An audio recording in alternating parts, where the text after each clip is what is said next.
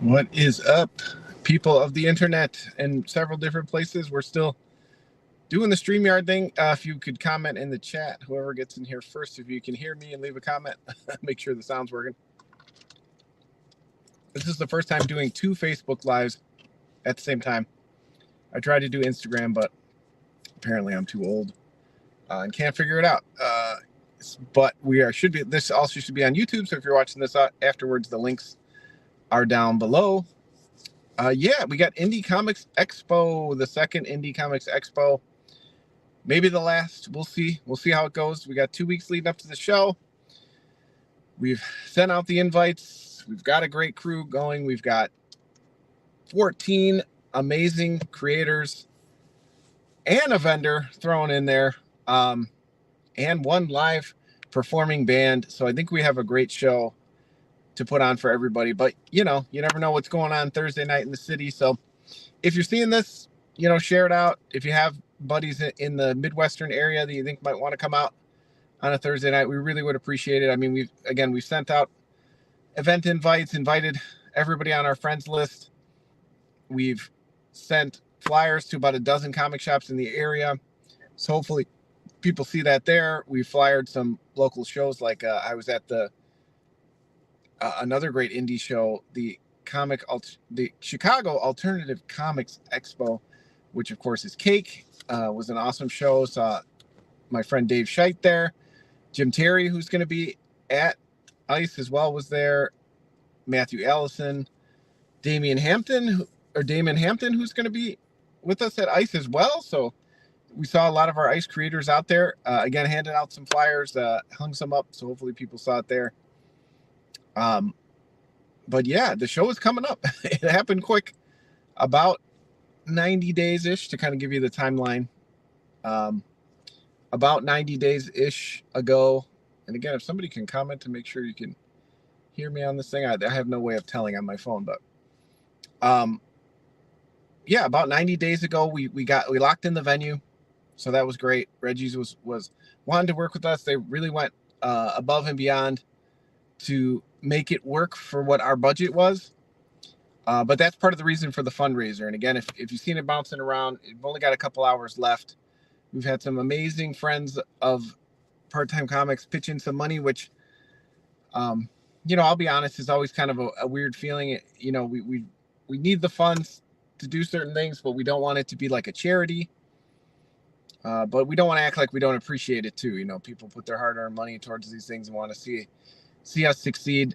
Is a great feeling in this community. And I mean, speaking of community, it also feels very strange to kind of still have the Carnival Barker hat on. We lost several great members of the comics community, both of which I did not have the pleasure of knowing or meeting personally, but I know, comics is a small community. So many people know each other. And, when I saw the news for several of them, it's like you think of your friends and right away thought of some of my great friends in the community and how hard that was going to be for them. And it always feels kind of smarmy and disingenuous to kind of jump on, and be like, oh, back my Kickstarter. When serious life things happen. I know we kind of you have to go on, you have to roll with it. It doesn't change, unfortunately, what others' personal goals are. So, I know I kind of say that out loud just to say, if you're struggling with that, don't. I know people who probably knew John and Carl personally. They would want your projects to succeed. They would want you to go on and love this medium that they were a huge part of in very different ways. But again, it's sometimes the difficult part of it being a small community is that, you feel this kind of pain ripple through it when these things happen. And certainly we've lost a lot of icons and great people in the industry every year. But this week was, a tough one. And again, when I saw the news, even being someone that I just happened to, meet through an anthology that I was invited to, always seemed like a great guy online.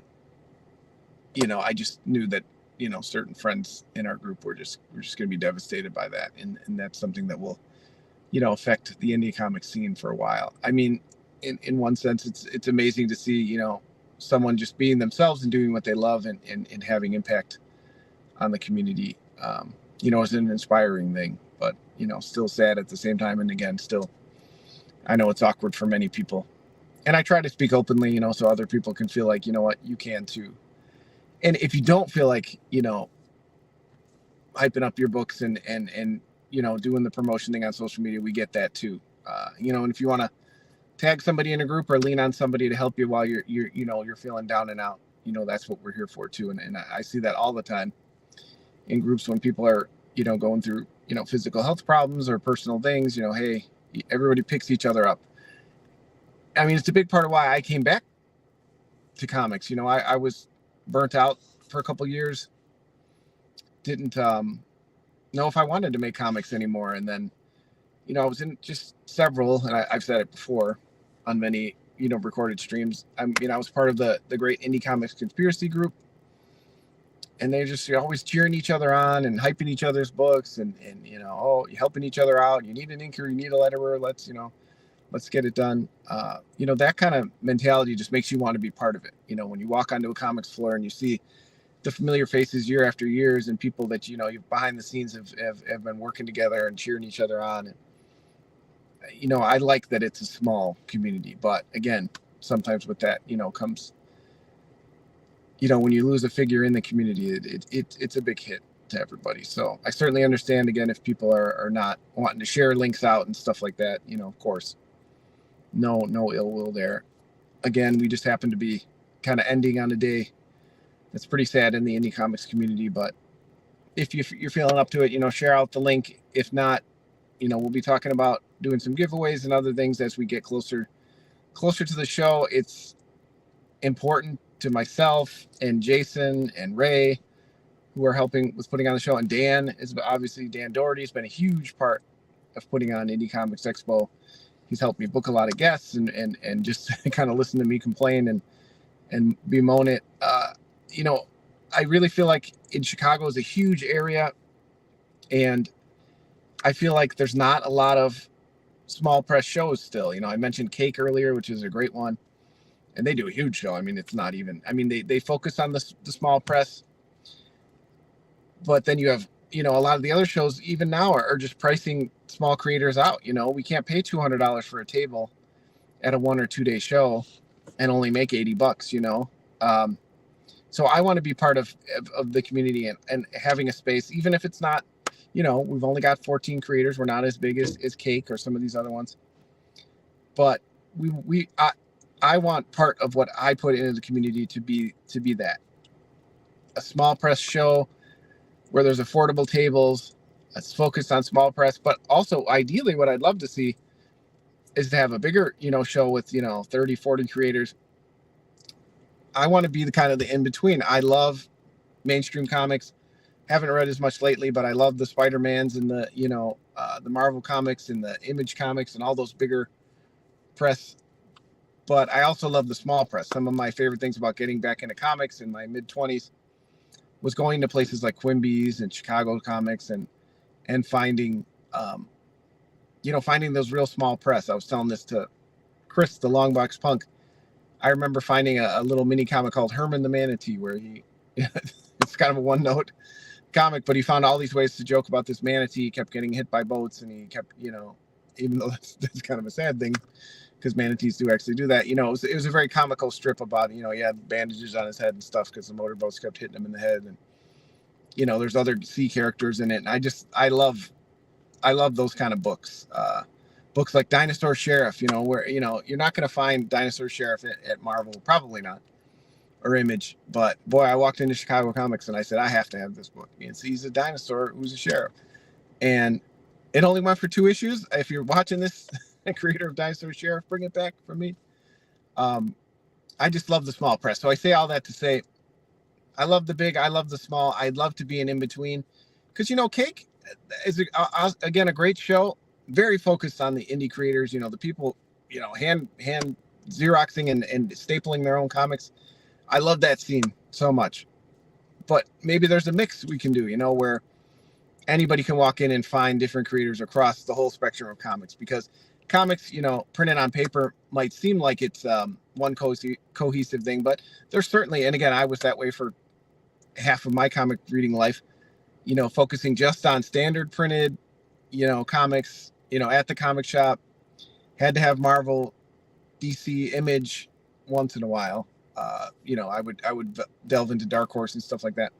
But I didn't really expand my taste until I found all these great friends on online that were, and I had close friends, personal friends too, that would encourage me. So, but I'm rambling. What I wanted to say was, again, I want Indie Comics Expo to be that gap in between, that every comic is welcome. We focus on the big to the small, with leaning towards the indie part of it, right? Those who are freelancers, those who are, cutting their teeth on their own stories, their create their own projects, whether it's, a 2x2 the hand Xerox zine, or, an oversized, awesome hardcover like By the Horns, which is also on Kickstarter right now. Yeah, that's where I want to see the show, but we got to get through this year first, see how it goes. This is the second one, technically, again, if you didn't know.